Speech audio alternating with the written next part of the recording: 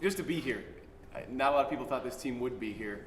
How spectacular has this ride been for you, being able to call these games? Unbelievable. It's if you'd have sent this script to a Hollywood script writer, they'd have sent it back with a bunch of red marks on it, said it'll never fly. Last year we're doing the games. Michigan isn't even expected to finish in the top half of their own division in the Big Ten East, and they win the conference, and now they're in the college football playoffs in the semifinals.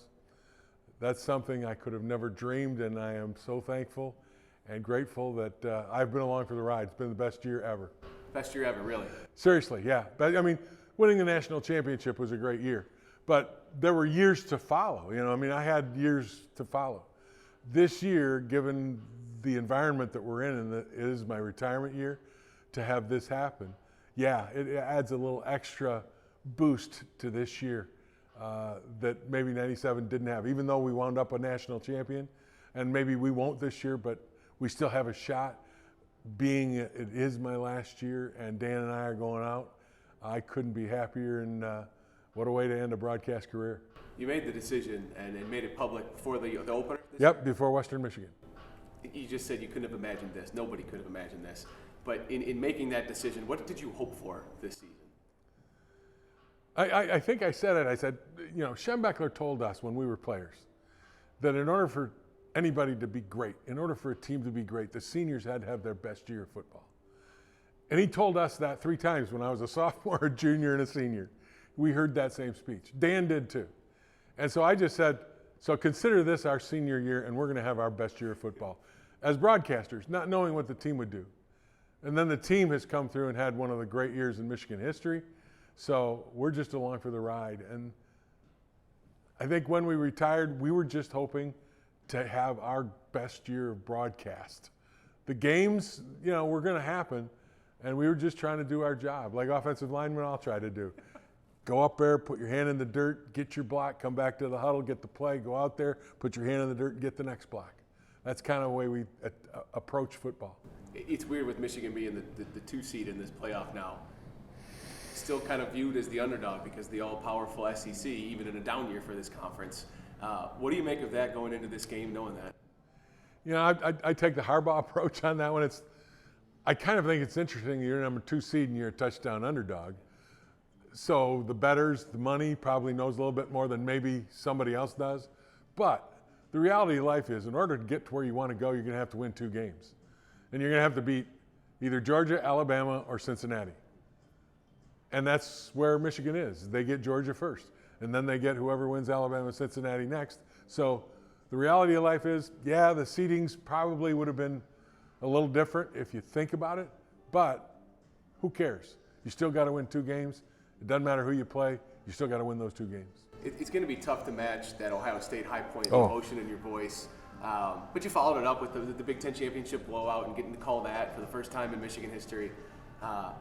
Knowing that Friday night could be the last broadcast of your career, and obviously you hope that it couldn't be more. Do you have something ready to go to sign off to say to the listeners? I really don't. I've always believed that what you say should come from the heart, and it shouldn't be scripted, because I think most of the Ohio State finish was that way. I didn't script any of that. I didn't script Dan and I talking to each other about that great emotional moment that we had. Didn't script that, didn't want to. And I think it came across, based on my feedback, as just wonderful, and people were crying along with us. And if it's scripted, I think you lose something. So I don't have anything scripted. Whatever comes out of my mouth is going to come out of my mouth. And I really don't think about it as being my last game. I've kind of come to grips with that when we made our decision in January, that I was going to have at some point a last game. So my thinking is, I'm going to stay in the present. I'm going to play this football game and do the best job I possibly can do. And when the clock reads 0-0-0, I'll look up and say, okay, now what? And who knows, I might get to say, I'm heading to Indianapolis. You don't have your partner with you in the booth this week. Sad. And Dan's not going to be here. How tough does that make it going into this? It makes it very tough. It's like playing a game without a right arm. He is the yin to my yang, if you will. People have called us an old married couple. We are a little bit. We know what each other is going to say before we say it. We have the ability to kid with each other and get back and forth. We were teammates. We've known each other for over 50 years since we've been 18. So it's one of those deals where, yeah, I feel empty and lost a little bit, but I know that he would want us, John Jansen and I, to do the best possible job and to bring Michigan home with a win. Because ultimately, and I know how he feels, this is about Michigan football. It's not about Dan, it's not about Jim, it's about the game and it's about Michigan football. And I will never forget that, and I don't think he's ever forgotten that, and I don't think either of us believe that we're the story. We're a sidebar. What's the story is Jim Harbaugh, Aiden Hutchinson, and the fact that they're playing for a college football championship semifinal game to get to a championship game in a week in Indianapolis. Our viewers at Metro Detroit, I mean, everyone loves Robbie. Nobody loves her like you love her. Oh. To have her alongside you throughout all these years, to take this new avenue and be the play-by-play man, what has she meant to you throughout this ride, Jim? Well, if Deardorff is my right arm, she's my heart.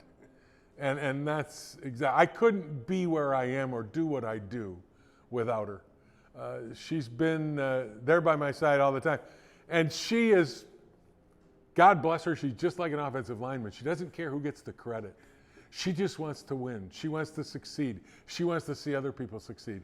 And that's the way I feel about the broadcast and about the team. And that's why we get along so well. And I couldn't have made this journey without her.